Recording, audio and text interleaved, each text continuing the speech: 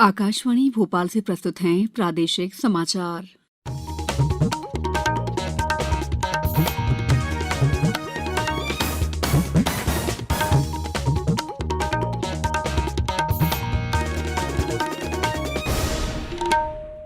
नमस्कार, समाचारों के साथ मैं दीपा सिंह।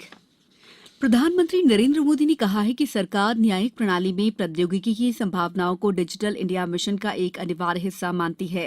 उन्होंने कहा कि देश में ई कोर्ट परियोजना को मिशन के रूप में लागू किया जा रहा है।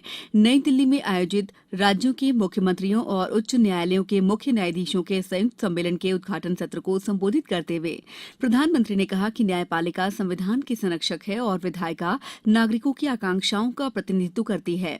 उन्होंने कहा कि इन दो संवैधानिक संस्थाओं का संतुलन देश में प्रभावी और समयबद्ध न्यायिक व्यवस्था का रोड मैप तैयार करेगा। भारत के प्रधान न्यायाधीश एन.वी. रमणा, विधि और न्याय मंत्री किरेन रिजिजू, कई राज्यों और केंद्र शासित प्रदेशों के मुख्यमंत्री सम्मेलन में मौजूद थे। प्रदेश में बीते 24 घंटों में कोरोना के 34 नए मामले सामने आए हैं, जबकि 11 मरीज कोरोना संक्रमण से मुक्त हुए हैं। नए मामलों में इंदौर और भोपाल में 8-8, ग्वालियर और टीकमगढ़ में 4-4, मुरैना में 3, सागर और जबलपुर में 2-2, बैतूल, गुना और झाबुआ में 1-1 नए संक्रमित मिले हैं। अब सक्रिय प्रकरणों की संख्या 118 हो गई है। मध्यप्रदेश हाईकोर्ट ने कहा है कि महाधिवक्ता कार्यालय के सरकारी वकीलों की नियुक्ति में आरक्षण नियम लागू करने के लिए कोर्ट सरकार को निर्देश नहीं दे सकती। जस्टिस विवेक अग्रवाल की सिंगल बेंच ने 22 पृष्ठीय आदेश जारी कर इस संबंध में असमर्थता व्यक्त की है। कोर्ट ने ओबीसी एडवोकेट्स वेलफेयर एसोसिएशन की याचिका पर सुनवाई करते हुए कहा है कि राज्य सरकार चाहे तो शासकीय अधिवक्ताओं की नियुक्तियों में आरक्षण के नियम लागू कर सकती है। मध्यप्रदेश हज कमेटी ने आज लॉटरी सिस्टम से हज यात्रियों का जिलेवार चयन किया है। इस बार 3,417 लोगों ने यात्रा के लिए आवेदन दिया था, जिनमें से 1,764 लोग हज यात्रा पर जा सकेंगे। शेष बचे 1,653 आवेदकों को प्रतीक्षा सूची में रखा गया है। इस मौके पर भोपाल शहर काजी सैयद मुश्ताक अली नदवी मौजूद थे। आज बैसाख अमावस्या मनाई जा रही है। इसे सत्तू अमावस्या भी कहते हैं। नर्मदापुरम जिले में स्नान के लिए बड़ी संख्या में श्रद्धालु नर्मदा घाटों और तटों पर उमड़ रहे हैं।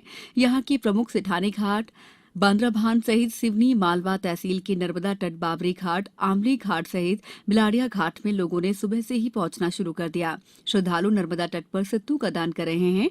जबलपुर में भी ग्वारी घाट और भेड़ा घाट में श्रद्धालु बड़ी संख्या में उमड़ रहे हैं। शहर के शनि मंदिरों में विशेष रूप से पूजन किया जा रहा है। प्रदेश में इस समय भीषण गर्मी पड़ रही है। प्रदेश के 24 शहरों में पारा 43 डिग्री के पार हो गया है। उत्तर भारत और राजस्थान से आ रही सूखी गर्म हवाओं के कारण प्रदेश में तापमान में लगातार उछाल आ रहा है। नौगांव में कल तापमान 46 डिग्री पहुंचने के साथ देश का सबसे गर्म तीसरा शहर रहा। वहीं राजगढ़, ग्वालियर, खंडवा, खरगौन, खजुराहो, नौगांव, सतना और दमोह में लू चली। मौसम विभाग ने आज भी आधा दर्जन से अधिक जिलों में लू का ऑरेंज अलर्ट जारी किया है। 75वें संतोष ट्रॉफी राष्ट्रीय फुटबॉल टूर्नामेंट के फाइनल में 32 बार के चैंपियन पश्चिम बंगाल का मुकाबला मेजबान केरल से होगा। मैच रात 8 बजे से शुरू होगा। कल शाम खेले गए सेमीफाइनल में पश्चिम बंगाल ने मणिपुर को 3 गोल से हराकर फाइनल में जगह बनाई। अब कुछ समाचार संक्षेप में। इंदौर में चल रहे 3 दिवसीय मध्यप्रदेश ऑटो शो का आज समापन हो गया। बैतूल जिले में कक्षा 12वीं का रिजल्ट 64% और कक्षा 10वीं का रिजल्ट 58% रहा। आगर मालवा कृषि विज्ञान केंद्र में राष्ट्रीय वनस्पति स्वास्थ्य प्रबंधन संस्थान हैदराबाद के माध्यम से 40 कीटनाशक विक्रेताओं के लिए 12 सप्ताह के कोर्स के प्रमाण पत्रों का वितरण किया गया। शहडोल जिले में आईपीएल क्रिकेट मैच पर सट्टा खिलाने के आरोप में 5 लोगों को गिरफ्तार कर लगभग 2.5 लाख रुपए जब्त किए गए हैं। शिवपुरी जिले के पिछोर में कल डाक बंगला चौराहे और एसडीएम लाइन के शासकीय भूमि पर अवैध निर्माण को हटाया गया। इस बुलेटिन में इतना ही। दीजिए इजाजत। नमस्कार।